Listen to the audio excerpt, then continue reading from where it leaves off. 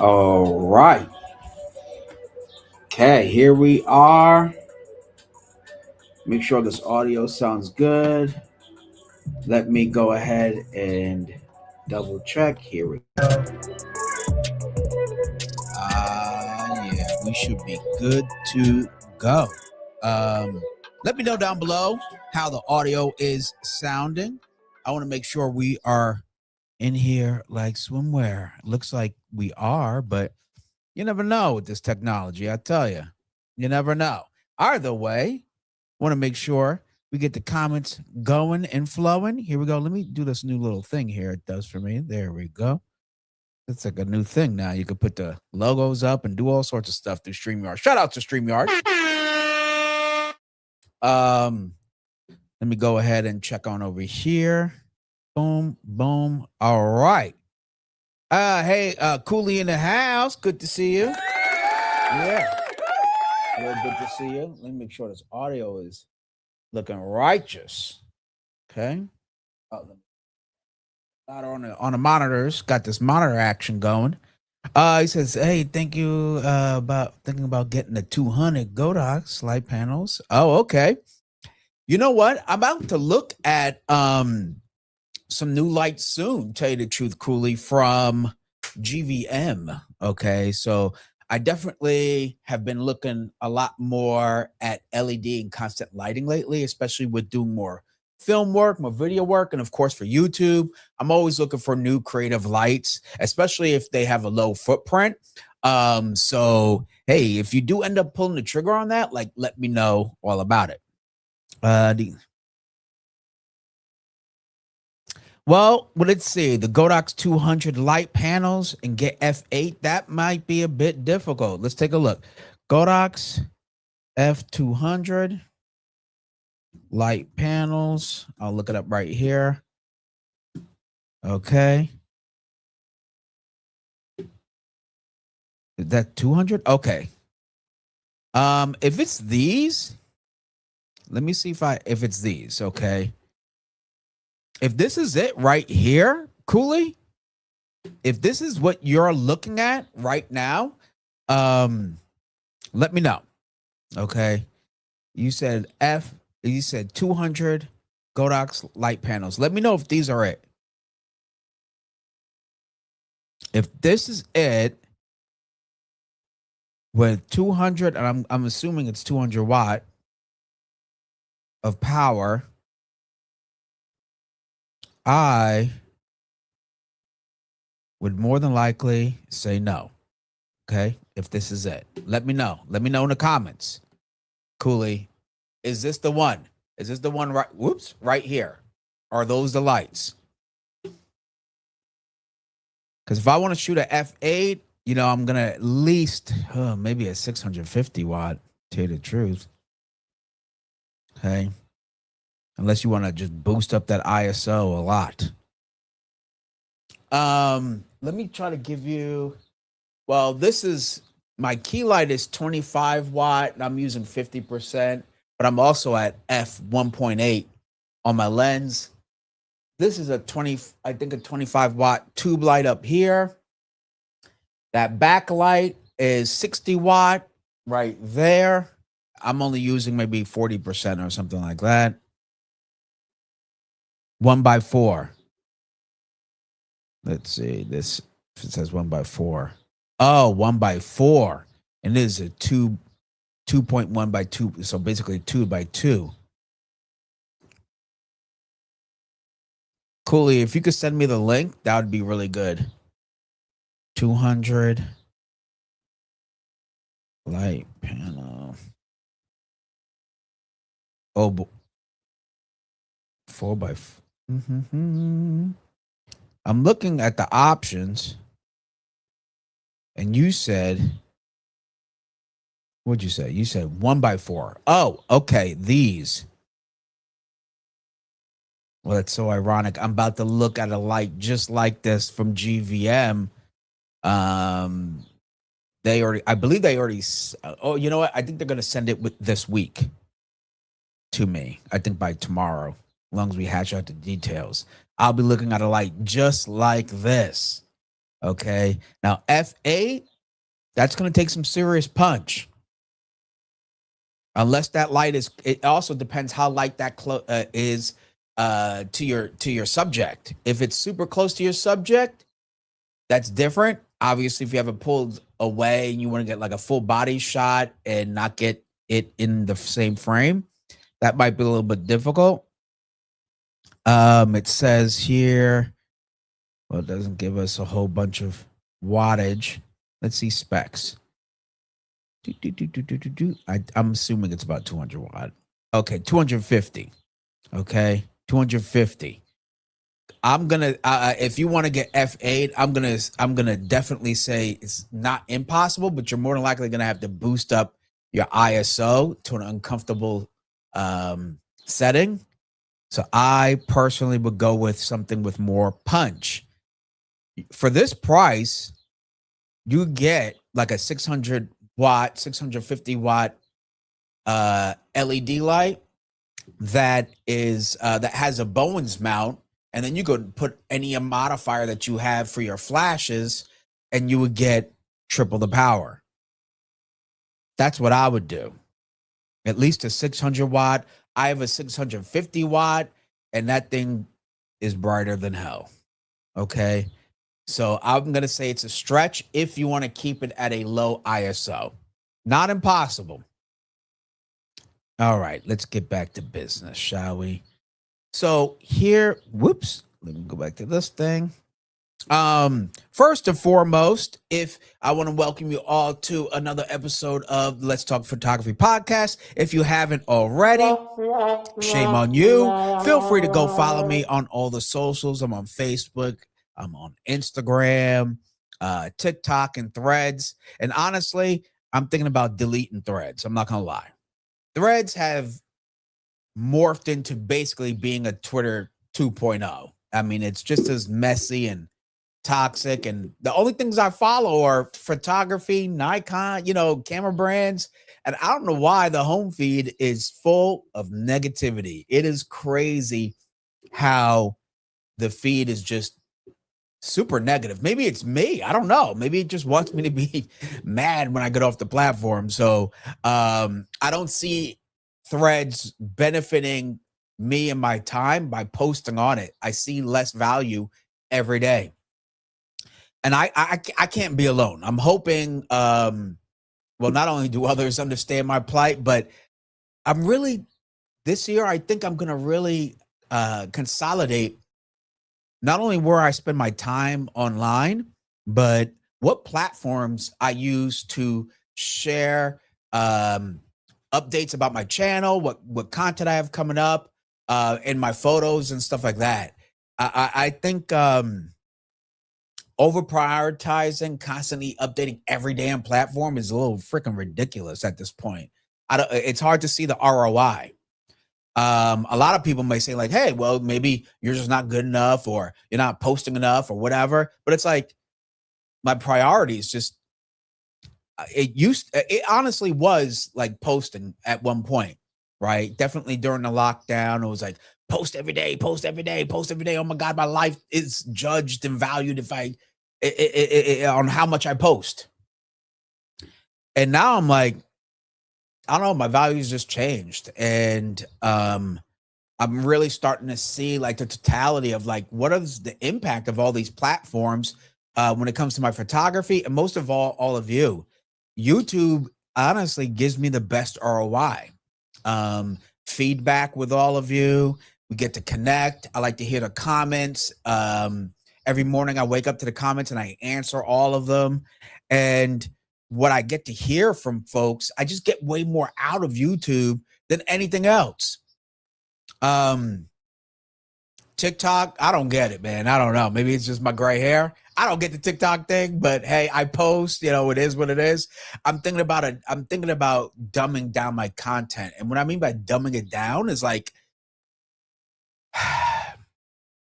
less production. I just want to share shit with you guys, quite honestly. You know what I mean?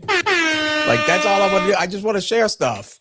And me, I'm Mr. Perfection. So like, I'll overproduce my idea till it's dead, quite honestly.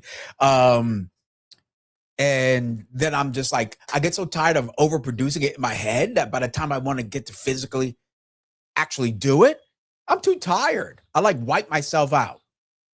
And I'm tired of doing that. And then it's like, damn, like I just want to have fun. Like I like making content. I like sharing with all of you. I like checking in, seeing what you guys are up to, sharing what I'm up to. And I'm just, I don't know, I just want to share shit, you know? That's what got me inspired with YouTube, was like wanting to share my journey with all of you, because we're all in the mud together. I don't care how big your channel is, how much income you're making or whatever. We're all affected by the same factors. It just depends on how much, right? If you already have a huge following and you're part of an institution, you're Joe McNally or somebody like that, or Jared Polin, who did phenomenally well on capturing YouTube 10 years ago and is doing great still. Regardless, we're all in this together, right?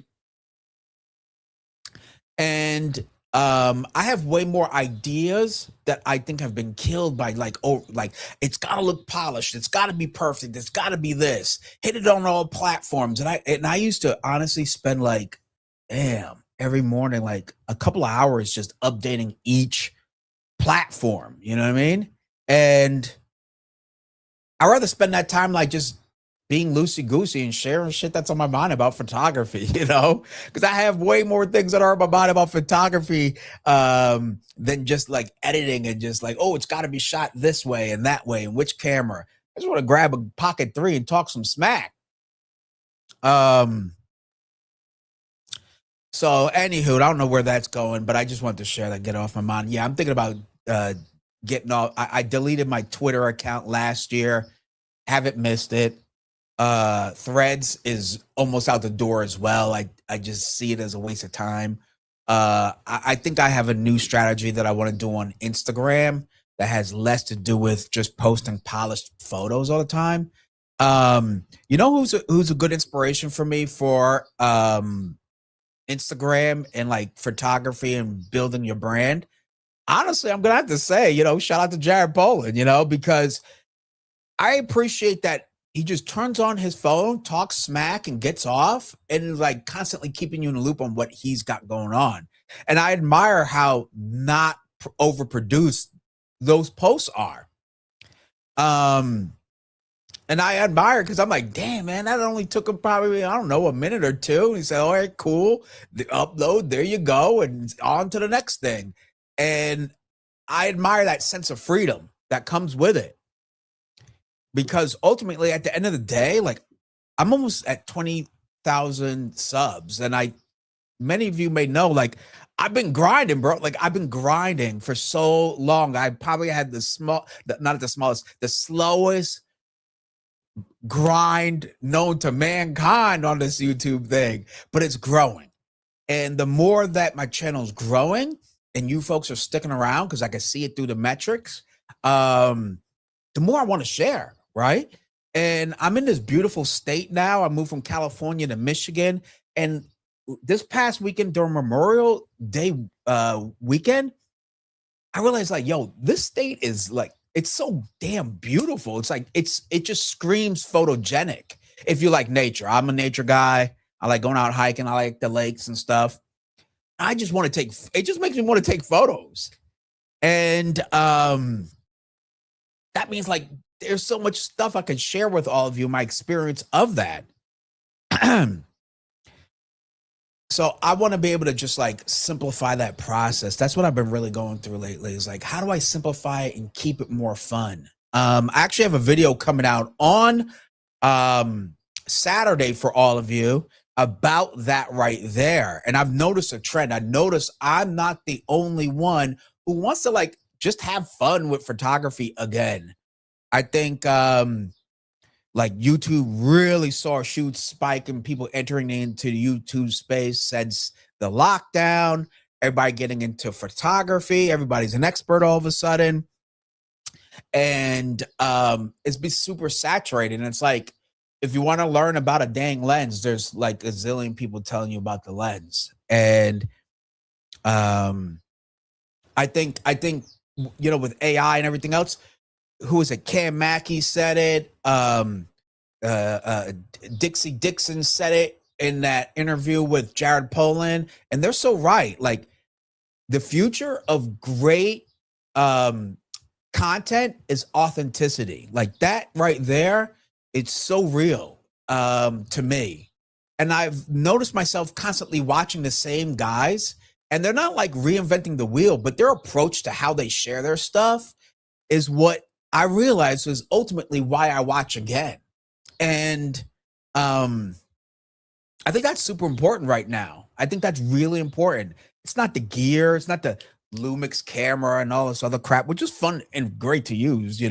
By the way, I have a new lens arriving today from Viltrox. I can't wait to share with you, all of you. But it's like the individual approach, I think, is what's more important. And obviously providing content that you guys appreciate. So that's what I really want to spend more time doing. Less social media, concentrating on like just giving you more of me, really, because I do have a lot of time. And again, I've definitely been bad at like procrastination. I think we all can admit to that if we want, out in public. And the other thing is just overproducing our ideas in our head, right? That's like the dream killer of everything. It's not like execution is tough or resources are tough, you know. It's all here for real. Okay. And I go through it myself, but I want to try to produce like great content for all of you. Step my game up. You see, like I reinvest everything I get from YouTube. I reinvest it immediately back into it. I don't put it. I wish I had it in my pocket. I don't put it. I put it into new lighting. What's the quality like? What's the sound? And then when I get to that 100K one day, I want to be like, like I want you all with me together, and I want to like still have the energy, the drive, and the passion to match that 100K when I get there. Because I have lost passion tons of times. That's why I mentioned about the gear thing and what do people learn about and worrying about metrics and shit. I want to keep that passion. I do love creating. I do. I have my little rig built out over here. Not that I'm gonna film anything anytime soon, but I just love looking at it and just being like, yo, I'm ready. Like I need to just pick it up and film nothing, you know? Maybe that's what I need to do more of. But anywho, thank you for checking in on putting up with my rants, man. Let's go check in with some of these here. Cooley. Oh, if you're doing portraits, you could pull it off. You could definitely pull it off. Again, just remember with that light panel, inverse square law, right? How close is it going to be? What can you really do with it depending on how close that light is? Personally, for that price, I would get I think it's like a COB or, with one, a LED light, a more powerful LED light with a S Bowens mount. Probably take it further. Mushy Mushy. There we go. Good afternoon. Good to see you. Thank you for jumping on the stream. Really appreciate that.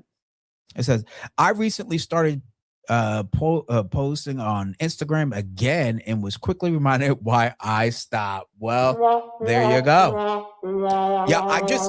Yeah, talk about Instagram. Check this out. I recently, let me see if I put this there. There we go. I recently, matter of fact, today I posted and I realized I haven't posted on Instagram. Gosh, it might be a week or two, quite honestly, which is the longest dry spell on Instagram. Now, I lost some followers, but then I realized, I didn't care really. But within those 2 weeks, I thought about all the things I did outside of the house with the camera in my hand. And I was like, wow, that's kind of interesting. Less time on Instagram, more time outside having fun with my camera and fun with my girl, just enjoying life itself. And personally, I don't feel like I lost anything. And But yeah, it was kind of interesting. So I totally understand where you're coming from. It says I just went out with a Canon T70 with film camera, 50 mil lens, and Kodak 200 film, and had a wonderful time out around my town. Now I'm just waiting for my negatives from the lab. That's what I'm talking about. And it's funny you say that. I think you guys saw me post about this lens right here. Let me take that off. About this lens right here, which is the Sigma 45 contemporary lens. It's a 2.8. And what's so funny about this lens? I bought this lens. Let me give you a let me turn on the second cam. Now I bought this lens when I bought the Lumix S1H, and I barely used it at all. It's a great looking lens though. I do like their contemporary line, the Sigma's contemporary line. They do look nice and retro and kind of sexy. Let's just be honest. But anyway, but I was looking for a very compact camera setup, and I realized I had this lens. I was like, a 45 is a pretty cool everyday, vibe. 2.8 gives me great light. And I went out and shot with this one day. Granted, it was a rainy day, but I went out and shot with it. And I was like, yo, I had a lot of fun with that lens. Now, is it the most magnificent lens? No, but it's definitely sharp. It's nice and compact without the lens hood. It's super compact. 2.8, 45. You get all sorts of cool shots with a 45 mil. And I was like, what this lens has done for me, many lenses, 3 times its price, its size, its whatever, hasn't done. It allowed me to have fun, right? And I think that's what my next video is about, by the way. Well, my next video is about how I had fun just using a kit lens like this. Like this. Now, this is the, let me show you. This is the Lumix 20 to 60 mil, and it's a 3.5 to 5.6 lens. This is not your fastest lens by any stretch of the imagination. I bought it. It came with the S5 Mark II when I got it. And it's a 3x zoom. So you got to remember that. And at 20 mil, you get a lot of punch. You could totally do a selfie video with it. Great for landscape and interior shots. 60 mil, solid for walking around. And if you're outside, I mean, you don't need 1.4 all the damn time, folks. Okay, let me just hit you with that news. But the form factor, it's super small. Okay, it's super small. I can put this in any camera bag and have a great day of shooting. You do not need a pro lens all the dang time. Most of the time, I mean, unless it's it's a tool, right? So sometimes you do need it. That's guaranteed. Shooting indoor, stuff like that. Maybe you need a faster lens, etc. 100%. But just having fun, no, it's not that damn deep. Okay. I got all my photos are sharp as hell with that little lens that I'm sure a lot of people poo-poo on. But if you're shooting video casually as well, and since this camera shoots open gate with a 20 to 60 mil, that's a fantastic range for video. That's a fantastic range. And what I also did this past weekend, besides shooting with these little compact lenses, I'm not going to say cheap. I'm going to say compact, super compact. I was able to fit everything, my wallet, my whole bit inside of this camera bag. This is my guys. Check this out. Okay, hold on. This right here is my first camera bag my first real camera. Correction, my first shoulder bag, my camera shoulder bag I ever got, okay? Because my first bag was from Amazon, an Amazon Basics bag. It completely fell apart, okay? Yes, it did. It fell apart. But this was my first one that I was like, I'm going to put a couple bucks behind it, and hopefully I get my money's worth. It's the Think Tank retrospective shoulder bag. And if you've never bought not one of these Think Tank retrospective shoulder bags, my friend, you're not a photographer, okay? That's just what I'm saying right now. Shame on you. All right, we all got them. I have a bigger one, an all black one, and then I got this one. These things are built like a damn tank. Now, this is the retrospective 7. It's super compact, super small, fits everything in it, tough as nails. Okay, it really is tough as nails. And my entire day camera kit, if you will, fit into the small bag, my wallet, my everything else in there. I was very, I had a very low footprint, and I had a fun time shooting. I've been seeing a lot more bigger influencers than myself. Like when they go out, it comes down to like a super small compact setup. And this weekend I realized what I've been missing out, quite honestly, So like, if you want to learn photography, I think one of the best ways to learn photography is taking one damn lens to a situation. Done. Right. I've done that with like fashion photography. I'll take one prime lens and do an entire editorial with one damn lens. As many of you know, it's going to be a 50 mil. Hello. But the point is that like, I know half of being a photographer is your ability to solve problems. Okay. That's sink in. Half of being a photographer is solving problems. And what I mean by that is like, if you're capturing said image, right, and you want to capture a certain way that you see here. Now, how do you get from A to B? That's the photography part, the A to B. And the better you get, the more experience you have, you get an A to B quicker and more consistently. Okay. When you're new, you want to get from A to B. You're not quite sure how to, and it may take you longer. A professional can get from A to B real quick, and then many times have many options to get to A to B quick on a consistent basis. So one way to really exercise that problem-solving muscle is to create a problem, right? So in this case, I'm saying you take one lens. We're in the spring and summertime now. Go to a festival. I went to a festival last week during this weekend for Memorial Day. Take one lens, one camera, always at least 2 batteries, and take photos. Take photos, not just wide, not just medium or close up. Like try to create a story out of it with one lens. That will probably be like one of the most impactful lessons that you can give yourself. Okay. And hopefully you're shooting manual. And if you're not, at least do like, I don't know, aperture priority. Okay. I know even for myself, as much as I've shot, and I've shot more than some and less than others, it's one of the ways I'm able to reconnect with photography and have fun again.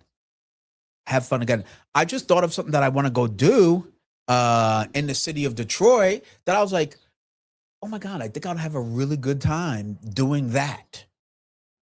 And it's going to be a way that I'm going to be testing out the Viltrox Evo 55 mil. It's a 1.8 lens, and it should be arriving today. These fools. Oh my goodness, taking forever to get here.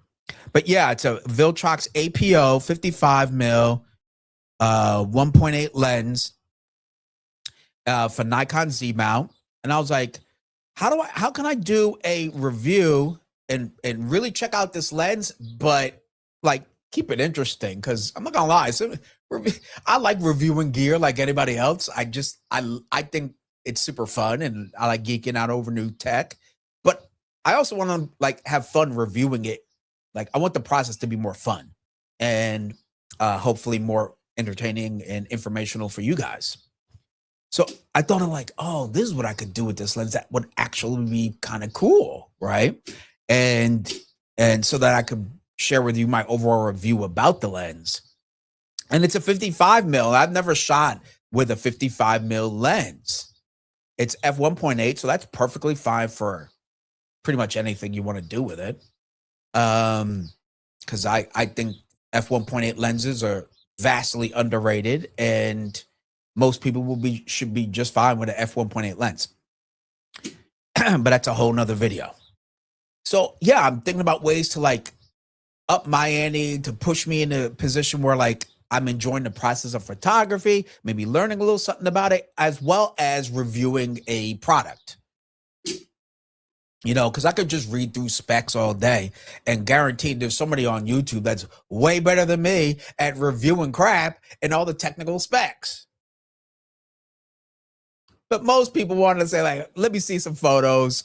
And then what do you have to say? That's the one thing I get asked the most. Can I see the photos? And what do you think about it? Right? And, you know, Jared Poland's right. Who cares about how many damn blades are in there? No one cares. Y'all don't care. You never asked me. But you do say, like, how fast is it? You know, does it jam up? And if it's a third-party lens, does it fog up after a while and stuff like that? That's just regular old usage. So I'm gonna get to that stuff. I've never been really good at specs. I'm not that good at memorizing things. So, you know, I'm just gonna tell you if I like it or not. But yeah, I do have that coming up. I can't wait to share that with you. I have some constant lighting stuff coming up that I hope you guys really enjoy. Because if you are shooting hybrid, you should really be considering constant LED lighting options. Like, it's a new world out there. Your cameras shoot hybrid. Your clients a lot of time expect you to be able to do both. So as much as I like talking about flash photography, you should also be considering constant lighting options as well. Okay. Do yourself some justice. All right, let's go ahead and check out some of these comments. My website blog is my priority. Instagram, I'm using it to post random things because no one sees it anyway. That's true. Not gonna do any other platform. You know, that's my thing. Is like, I was like, okay, Instagram for sure makes sense. Obviously, my YouTube channel, my website has my best stuff, my high and where I put my blog and everything like that. And I don't know what I'm gonna do with TikTok, but eventually, I think I'm gonna be down to just YouTube, TikTok, and Instagram, and that's it. Less is best. A lot of times, less is best. You know, that's probably a good tip for any new photographer or even cinematographer too, or videographer. Like, less is best. I shot a short like last year, and I had a camera that, you know, it was fantastic. It was the Lumix S5 Mark II. It was that camera I showed you. It was totally rigged out. I had a big rig and everything. And hold on before I get to that. And shot open gate, 6K, etc., etc. And I had the lighting right and everything. It was a very small like package once it was all rigged out. And it did such a great job. I was like, damn, that I got that out of this camera. And it's like, sometimes less is best, you know? So, you know, just learn how to work with it more. Anyway, do you photograph weddings drunk or photograph drunken weddings? I'm sure some people have gotten drunk at weddings, but I've never been drunk. I don't drink on the job, like, at all. That's too much. That'll be too much. But I think that question might have been for this man right here. Hello. All right.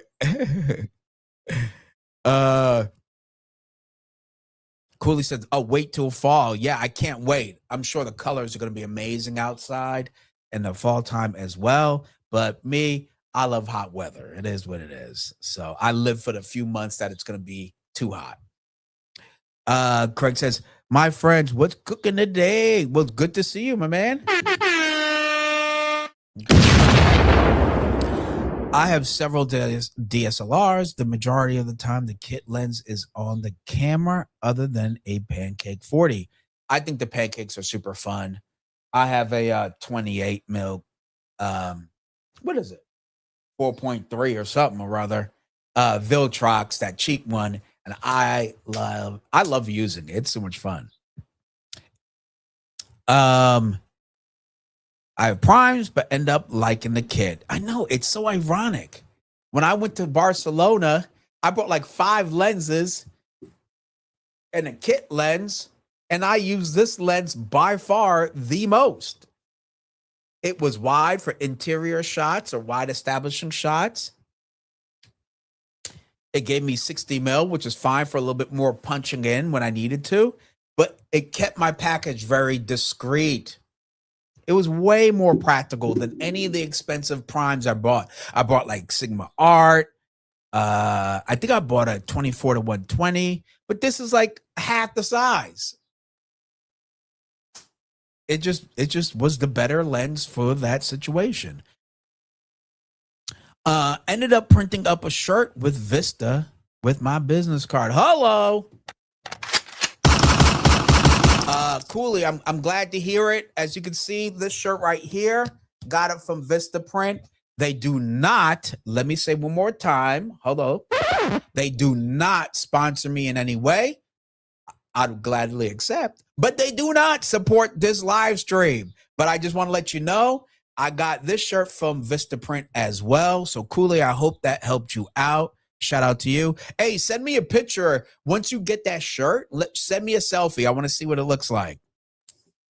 Craig says, my fun walk around lens is a Nikon 26-28 pancake. I have a CP black mist polar filter. Ooh, nice. Great combo, sounds like it. And there's the epic 24 to 120, which gets so much use. Yes, that's a great one. Like, if not a kit lens like this, then which is a 3x zoom, then your 24 to 120 is basically like a 5x zoom with a constant aperture of 4.0, which is magnificent for casual walk around. And that lens is so light. But here's my some of you know, Craig, I know you know this one. This is my little pancake wonder right here. This is awesome. Now, the aperture is, you know, what is this? A 4.5? Yeah, 4.5. So it's not built for the weak. Let's be honest. It's not built for the weak. You got to have good lighting. But if you're shooting outdoors and just enjoying a day at the festival or walking around, guess what you got? Plenty of light. Okay, so knock it off. So 4.5 is fine. Everything's going to be sharp. That's for dang sure. Now, the thing about the Viltrox, this Viltrox lens, it's very inexpensive. You've seen my review on it. Check it out if you haven't. It's on my channel. It's a very fun lens. It works really well or pairs well with either the ZF, obviously, or the Nikon Z6 Mark III is what I have it on usually. It has vignetting. You will be getting vignetting on the corners with this lens. But it actually looks kind of cool, you know, stylistically. It's a very stylistic kind of a stylistic kind of a lens for sure. Okay, it's super fun, compact. It is what it is. It's only like $90, $99. So, you know, we've all got these kind of lenses that are like, hey, who cares? They're just fun to use. Facebook quality becoming MySpace, Ghost Town. Yeah, Facebook, dude, I was just posting today and I was just like, I haven't posted in 5 days. And I'm like, like social media, it's overwhelming. Again, my favorite thing is YouTube. I do see a return. I can see your comments. I get to, you know, we get to exchange back and forth and see a familiar profile names popping up, and that's great. But like most channels, just I don't know. It's just I just don't get much in return. And Facebook is there, but it's like a necessary evil. Instagram and Facebook are necessary evils, you know. Oh, that little Viltrox guy, yeah, lens cap lens, yeah. Hey, that's why I love it. I mean, look, it's got a little. Where is it? Right here. There you go. There you go. Hey, for $99, come on, people. Come on. Yeah. $99, you get this little lens, and it's made out of metal. Come on. This lens is fun. I don't care what anybody says. 28 mil, 4.5. But everything's going to be sharp, though. Okay? What I mean by that is everything in the foreground and in the background will be in focus. But that's what you go for. I mean, not everything has to be bokeh'd up and massive separation. Like, honestly, it's a little played out. You know what? Great. When you have good depth of field in your photo, you know what that allows you to do is like give the viewer some context. It helps you to establish the moment, the scene. Not everything needs to be 1.2. And the other benefit is the photo's damn sharp. Some of y'all shoot 1.2 and hitting all sorts of things except the subject or the matter that you want. And then you're like, well, now I need a camera that shoots at 30 frames a second. No, perhaps you need to stop shooting everything at 1.2.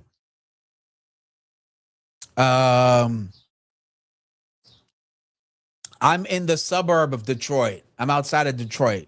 Okay, I'm outside of it. I could drive to it very easily, but I'm in a suburb. Okay, I'm too old for the life. I went from downtown Oakland, California, did that busy lifestyle. Now I'm in the quiet suburbs where I hear birds chirping, green grass and peace. Hello. That's what I want. The lens can bounce. Oh, yeah, the lens can bounce. Yes, it did bounce and keeps on ticking. For $99, this lens is great. People are like, well, there's another one that's even better from Nikon. This thing is $99. You could get this for $89 when it's on sale. It's a great lens. Shoot. Okay. If Viltrox didn't sponsor me, they need to, but they didn't. I regained my joy of photography when I realized the gear I have is more than enough. The dopamine hit of a new camera or gear was not a good substitute for creativity. You're absolutely right. And that is like I've been noticing that. That's why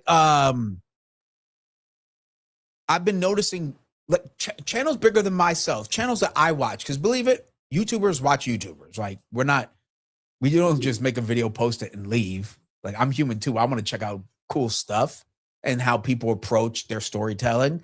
And more I've realized channels that I enjoy are just sharing stuff and they themselves, even though they have 2 or 3 or 4 times the size of my channel, they're like, I just want to have fun. Like, have we got lost in the, forgot, keep our, we can say we got lost on the, we lost the mission. I forgot, there's a saying about it, but either way, it's like we lost what the purpose is in all this, which is to create, to share, talk shit. And, honestly, stripping my kit down this past weekend with a kit lens, dude, I had fun. It was small. Thank God Lumix with their Lumix Lab app. Dude, I don't, if you haven't, just try a Lumix camera with a Lumix Lab app. I'm telling you right now, that should be the bar. That's the standard for mobile apps for cameras. Okay. The Lumix Lab app, I'm going to say it again. The Lumix Lab app is the standard, the gold standard for camera mobile apps. It works every time. I turn on my Bluetooth, turn on my phone, I turn on the app, and the freaking thing connects immediately. I don't have to tell it to connect. It just connects. And then I go to transfer, I download some photos. I was like, yo, this app is crazy reliable. And it's fun. Then I could go through and download a new little real-time LUT for my pictures, and I was shooting with that. And I was like, this thing's fun. When I was able to add those little things and other people's LUTs and seeing how, I was like, let me get outside and use some of these other people's LUTs and just see what it looks like. And what was cool is I was shooting RAW and JPEG. So the JPEG had the real-time LUT applied to it, but I still had the RAW file to edit the way I really want, or maybe differently or whatever later on. So that what I said last week, I'm telling you, is the truth. Camera brands, if they the 2.0 version of user experience with their cameras, if you want to instill loyalty, is that mobile app. It's got to be fun. It made me get up and go. And every time I got up and go, yes, I pulled out like a kit lens. I used the Lumix. Why? Because of their app. If I put images side by side with Nikon and Lumix, I'm sure many of you wouldn't be able to tell me which camera took it. Guaranteed. But the use case was why I chose the Lumix this time. And many of you know I love my Nikon. But that app, boy, it was reliable. It was fun. So shout out to Panasonic and Lumix for that lab app, the Lumix Lab app. Yo, they're doing something right, and they're always updating that son of a gun. Okay? So I don't care what anybody says. I believe Lumix's Lumix Lab app is the gold standard for pleasant user experience. Okay? So that's why I chose that camera. I chose that kit lens, and I had fun. We stopped to have coffee for a break because it was a sunny hit. We sitting in the shade. Man, it took me nothing but a couple minutes to download the photo. Boop, boop, boop, boop, boop. I started editing it, and I posted it on the YouTube, my YouTube community tab, just to get it out there. I barely did any editing. It was the real-time LUT applied, and I was like, yo, that was fun. That's what I want to do with my camera, not my cell phone, and a camera app that actually works. So I hope Nikon get SnapBridge up to that level, and it will be game over. I will buy the ZF immediately. If they fix it where it works just as, everybody listen to me real close now. Listen real close. If Nikon gets SnapBridge to work as reliably as Lumix Lab does to any of their Lumix cameras, I will buy the ZF immediately. Come on. All right. I hope they're listening. Agree about bokeh. It's why I have the 24-120 and not a 24-70-2.8. For bokeh, I have a few 1.8 primes and 70-200. Hey, that's perfect, man. I really think f1.8 is a fantastic aperture value for most people. If you've seen any of my photos, most of the time I'm shooting, I'm not shooting at 1.2 for my fashion stuff and stuff like that. It's cool creatively. But most of the time I'm shooting maybe 2.8 or even 4.0, depending on what's going on. You just don't need it all the time. I think 1.8 serves most people's purposes. Although the 124-120 at 100-200 f4, plenty of bokeh. Oh yeah. I think and plus, because you're also adding to the variable this thing called compression. One thing is really good about portraits at 4.0 is that if you hit the nose instead of the eye, both are going to be sharp. There is a benefit to it. Sometimes, and again, 4.0 is going to add just enough context to your background. So there is a big benefit to that as well. But sometimes you have that background you just don't want others to be distracted by. And that's where a 1.8 would do the job. We'll blow out your background and we'll be fine. 1.4, 1.2. If you're going professional grade, aperture, which tends to be above 1.8, I think 1.4 is honestly where you need, where you should go. 1.2 for the cost difference in the weight, I don't see the value. I don't see the value in getting a 1.2 versus a 1.4. You're going to get just fine low light capabilities. Your camera is going to be good at 1.4 and won't be terribly that much more magnificent of a low light performer at 1.2. Stop it. You can get a 1.4 lens now for under $1,000 easy. You get the Viltrox 85 1.4. That's $600. Or you could get a 1.2 Nikon 85 mil, and it's going to be damn near $3,000. Come on, do the math. And the results, you won't notice a magnificent difference, even if you put a Nikon 85 1.4 to an 85 1.2. I don't care what you say. It's not that big of a difference to justify a huge price tag difference. Now, if you want to get it and you can, I say mazel tov to you. Go and do what you do, okay? I'm not going to stop you, but the weight difference it's astronomical. I have to really think, do I really want to take that out today? Okay? Most of the times, it's a fat no. You hear me? It's a fat no. Take out a lens that's 3+ pounds. You out your mind. Okay? This lens is like maybe a half a pound. I don't know what it is. It's super light. Come on, which one's more realistic? Now, if you have a client stuff, 100%. You pull out the big guns. You know what I mean? You knock it out. Boom, boom, boom. You know? But I'm just saying, 1.2 lenses aren't for everybody.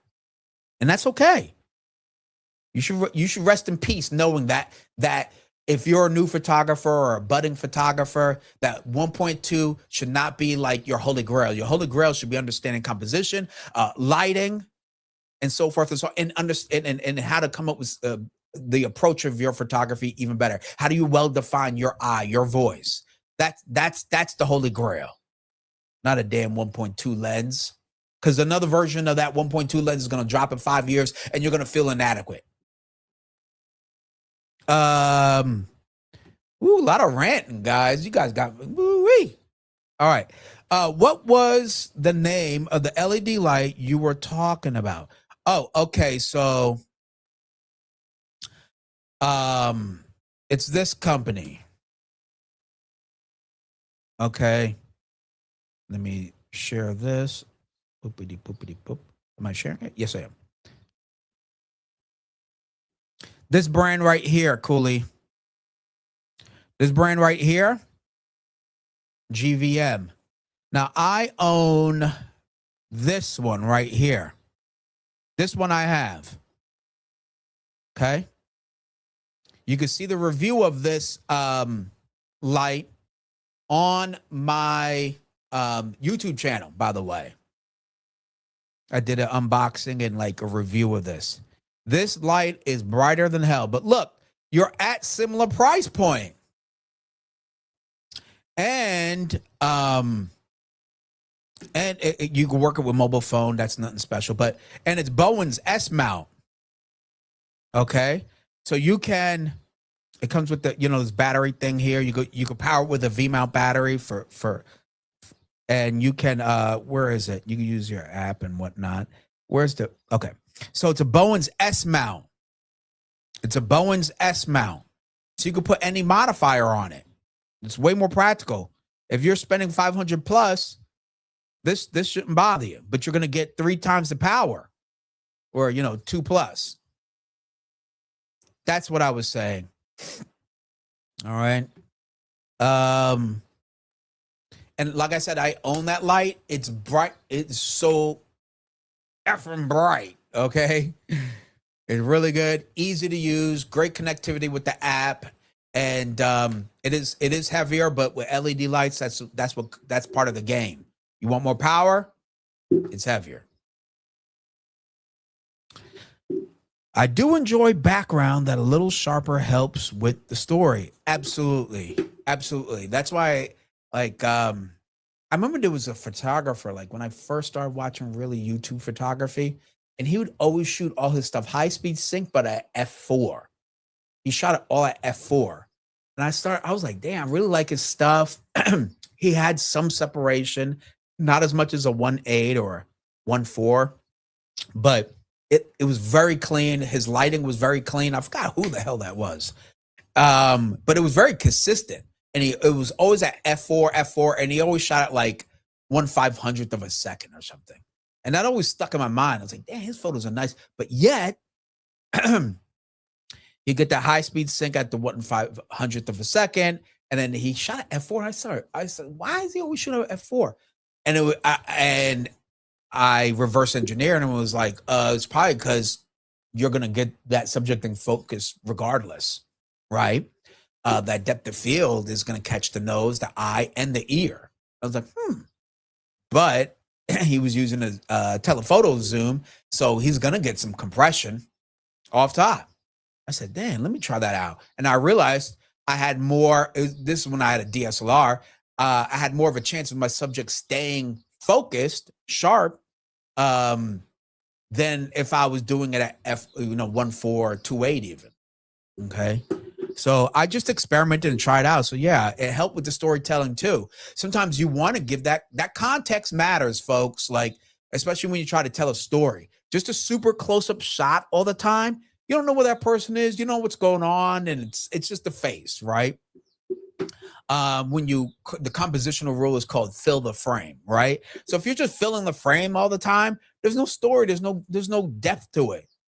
A lot of those Pulitzer Prize like photos I've seen have been there's some context, there's some background. It's like, this is where the person's at. This is what's going on. So be okay to not always have to blow out the background with beautiful bouquet.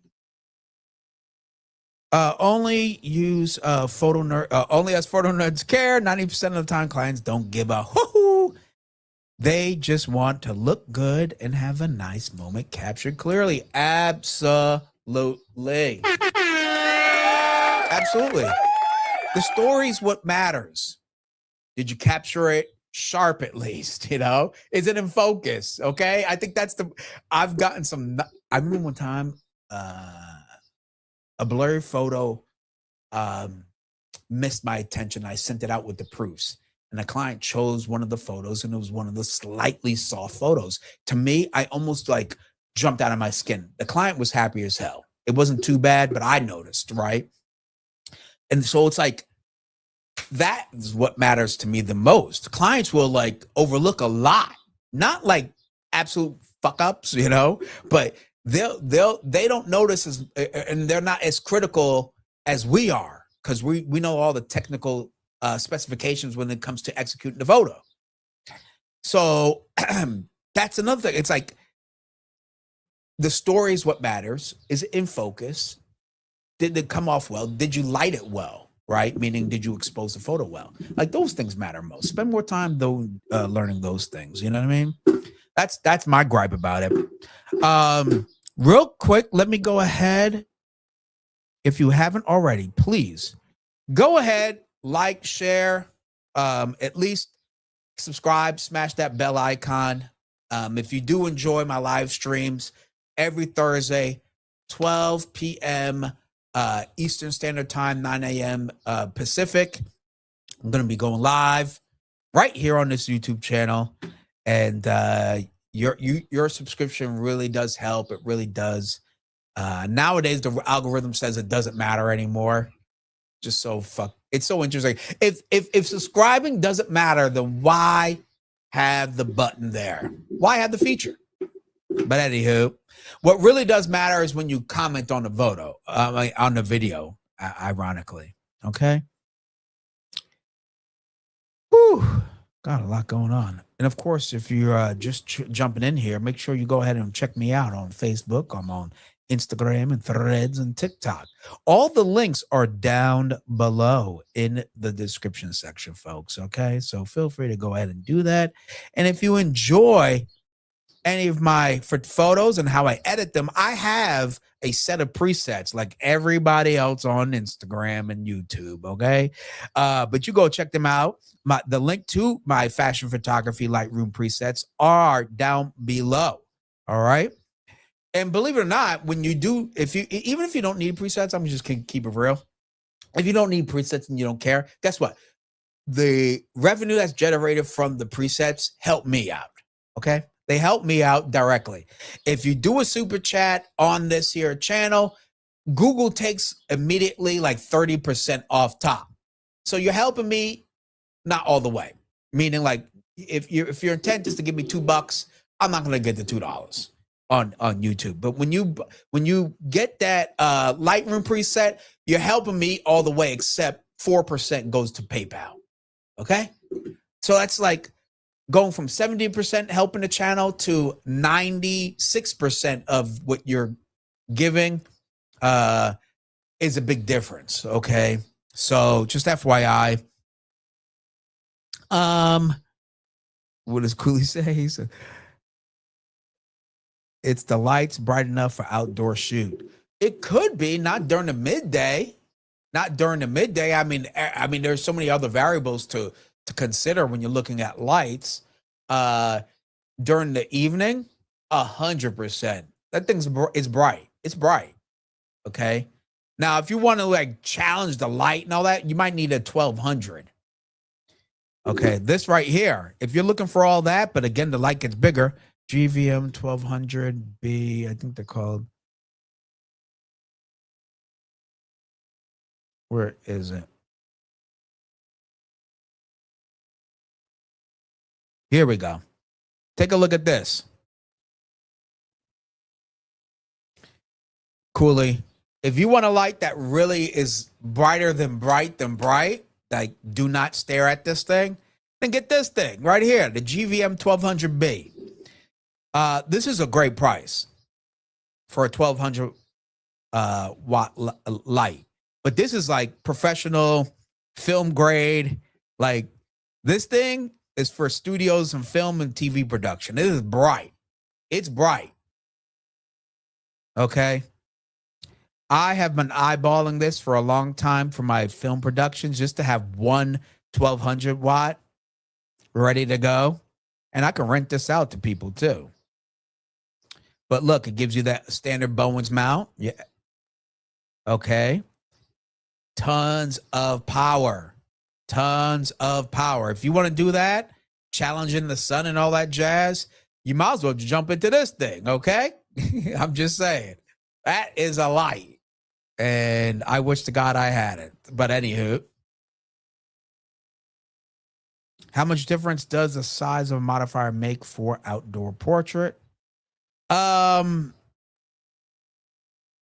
Well, now you're talking about, okay, so whether it be a flash or LED, like the smaller the, if you want a smoother light fall off, I would go with a larger modifier, right? So a 36 is really good. If you're shooting outdoors, you got to watch out for the wind now because they'll pick up that 36 and toss it right onto the floor.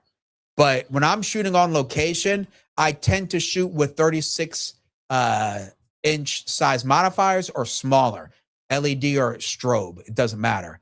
My sweet spot, ironically, is this one right here. Ugh. This right here is the Raj Photex 65. This is my sweet spot for outdoor portraits. It's I'll call it medium small. I'll call it medium small. All right. So I like this one. For a single person or maybe two people, this does a pretty good job. But again, the smaller your modifier is, the more defined the light fall off will be. Harder contrast, deeper shadows, etc. So if I shoot with a 7-inch modifier versus a 42-inch, there's going to be a harsher contrast between highlights and shadows. So I would go with something like this because it's compact, travel friendly. You're ready to go. Okay, I believe that's a 27. Let me double check. Raja, I think that's 27-inch. Raja 65. It's a 26-inch octabox. 26 inches. Okay. Boom, bada, bang. Now I do have a 17-inch that you guys have seen. I do like using that, and it's done a great job. But I think this is like the sweet spot, a 26, 24-inch around there. When you get to 42s, you're going to need sandbags, a C-stand, and stuff like that to challenge the wind, etc., etc. Because when I'm shooting on location, I also have to consider mobility and the area and space I may be in. You know, The lesser footprint is usually the better if I'm shooting on location, especially in urban environments. Oh, flash. Want something light. Love my 24. Oh, you want something light. If you want a flash that's light and that will do great. This puppy right here. This puppy right here. If you're looking for a flash that's really, really good, compact, right? I can I could grip it really well. The 80-300 Pro 2. This bad boy is awesome. 300 watts, TTL, high speed sync, all that good stuff. The 300 is the best middle of the road for on location shoots, etc. I have the Godox Mount 24. They have a 33 as well, portable, fast, and setup. Yeah, 100%. Have you seen Manny Ortiz's mobile light modifier cart? Super cool. Yeah, I did see his modifier cart. That was pretty interesting. And what was really nice about it is that it also acts as a good counterbalance too, right? Yeah, and mobility is wins every time. That's why I ended up getting this. And remember what, like 2 streams ago, I told you I bought this myself. I didn't, get it sponsored and sent in and whatnot. I bought this from Amazon and I couldn't have been happier because it's small, it's lightweight, low footprint, tons of punch with 300 watts. Yep, the 8300 is boss. Love the 8100 too. I haven't tried the 100, but like when I'm in if I'm doing 100, I have the Godox V100 Speedlight. If I just wanted something super small, I have the 8200, so I would pair it with this. I have the 8200 for some hair light, rim light, whatever, and then the 300 would be my key light. Oh, you want a light LED? Light LED means it's going to be less powerful. To be quite honest, Cooley. That's what it's going to be. If you want a lighter LED, it's going to be here's one I would recommend. You want lightweight with some power? I'll tell you right now, because this one they just showed, they emailed me about it. Okay. Is this it? Yeah. Oh boy, there we go. Check this out. Right here. If you want a light LED, you can check this out. The GVM 300B AAIO. It's like a panel, but not. It has a Bowens mount right here. Has a Bowens mount, but it's super thin, in comparison to a standard LED light. I'm trying to find a picture. There we go. See, it's pretty thin-ish. Okay. But it has Bowens mount. You can put all your modifiers. Extremely low footprint. I should be able to review this, so stay tuned. Where is it? It has all these effects. What's the other thing? It has a built-in fan to keep it cool. It's 300 watts. This one's 300 watts.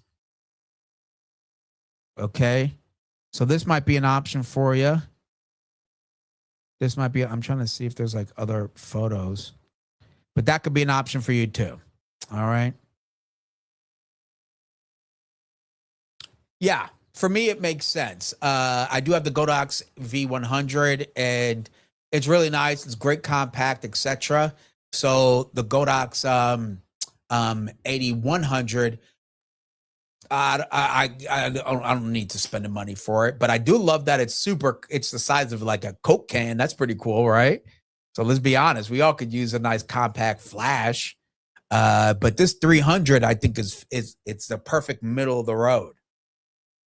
Perfect middle of the road. It comes with a metal, what the heck is this? Metal bracket here. It's the same, for those that don't know, it's the same battery as the 8200. Okay. So when I'm only using this, I'll take my 8200 battery and then the one that's in this. So I at least have two with me. It's compact, has all the features. It's great. Studio or on location, it's fantastic. So it's 300 watt LED equivalent brightness to 300 watt strobe. Theoretically, now that might be a little bit more out of my technical realm, Craig. But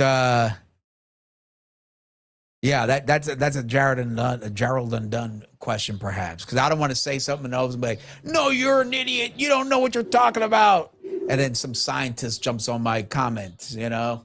So theoretically, but I'm sure there's other things in terms of lighting that makes the two the difference, like a strobe versus a LED, and I think it has to do with like, oh, you're pushing out that full. You know what? I don't even want to get into it. Okay, because I don't know specifically. Again, I'm not the best with the actual tech specs and whatnot, but theoretically. But then hold on, let's see. If it's a flash, I know clearly you're using a lot less power to push the flash at 300 than you are constant, right? So theoretically, but then oh my God, that's a great question. But I honestly don't want to mislead. Yeah, Craig, thank you very much, brother. I'll tell you if the light looks good though. Anyway, but I appreciate the questions nonetheless. All right, everybody.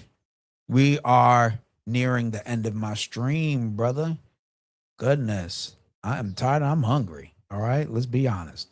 I feel like a strobe might be a way brighter. Yeah, I almost think so too. Because if I have a three, I have a feeling that like a 300 watt strobe I could freeze my subject and everything. But could I do that with the 300 watt LED? I don't think I could freeze it in the same way that and confidently than I would an LED. That's so fascinating. That's actually a really good question. So I appreciate that.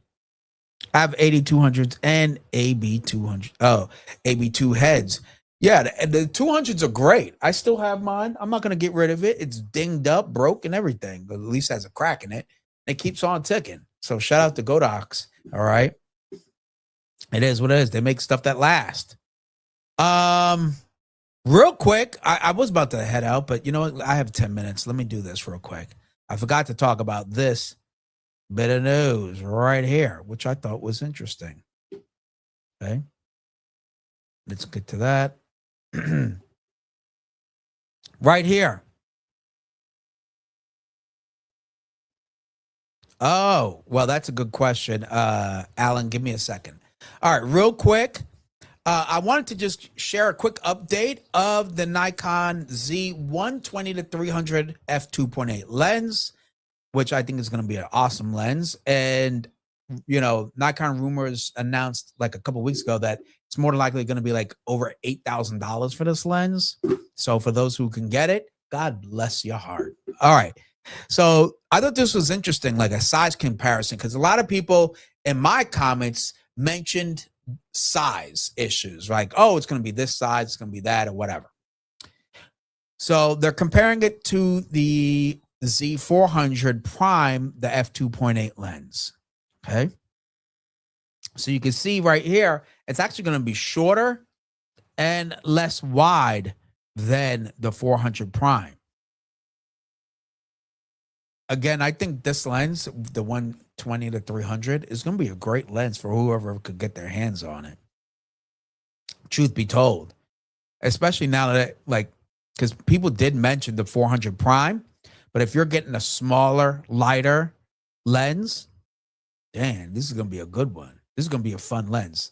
I honestly would love to test this lens out if I could get my hands on it, but over $8,000, it won't be anytime soon. I'll tell you that right now. But I can see a use case for this. If I was to have a crazy telephoto zoom like outside of 200, it would be this lens. It would be this lens. You get the teleconverter, built-in teleconverter. You get the constant aperture 2.8, and then you get the reach of 120 to 300. Like, who wouldn't want this lens? It really just comes down to price, but I'm glad that they're able to produce such a lens in a smaller package. Pretty cool. Let's just be honest. Pretty cool. But if rumors are right, it's going to be over $8,000. So not so cool. Okay, not so cool. But I'm still paying attention to this lens because this is the first major telephoto lens that I honestly am a bit excited about. Yes, indeed. I am. For many reasons. Two of them I just mentioned, the size, right? And the reach. Oh, and a constant aperture. So I think this is going to be a kick-ass lens for birding and nature and sports for sure. Oh, this would be my go-to. I would never sell this lens. This is a pretty good lens. So cool. I'm glad it's a little bit smaller. I wonder what that, it'll probably be like what does that say? 112. It'll probably be an 80 something filter thread, 82. I don't think it would be an 82. It would probably be larger than that. But hey, it's if folks were okay with the 400, you're going to definitely be okay with the 120 to 300. So anyway, I just wanted to share that with all of you. Because I guess maybe I'm the only one out there that's kind of excited about this lens, but I'd be more excited if I could afford it. Let's be honest, okay? But I am excited for it just to see what they're doing in a smaller, tighter package, kind of like what they did with the 24 to 70 2.8 version 2, and as well as the 70 to 200 version 2, is give us a better lens in a smaller, lightweight package. So I think this is right in line with that, and that's good news. Okay, so there you go. Alan says, hi, what's the battery life like on the 8300 Pro 2? It's actually really good. I haven't had any issues with battery life, but I didn't have much with the 8200. This being that this gives you 50% more power. I don't tend to shoot at full power all the time, so it's actually pretty good. Okay, and these batteries are not expensive. I think they're around $60 or something for extra one of these batteries. Okay, so you're not exactly going to be going, I'm going to say missing your next rent payment, buying an extra battery. So you'll be good. But the power is really nice. The usability, how it connects with that X3 wireless trigger is pretty awesome. 82 millimeter filter size. Yeah, that's what I'm thinking too. That's what I thought too, Craig. Could be wrong. 400 TC is 95, I think. I can't buy either, so it doesn't really matter. Hello. Hey man, I feel you. I'm right there with you, but it's good to, it's fun to dream. F Giggles picked the 200 to 500 F4. You know what? That's a pretty nice one too. I bet it's lighter. 8300 version 1 battery goes forever, if that helps. Yeah, these batteries, it's really good.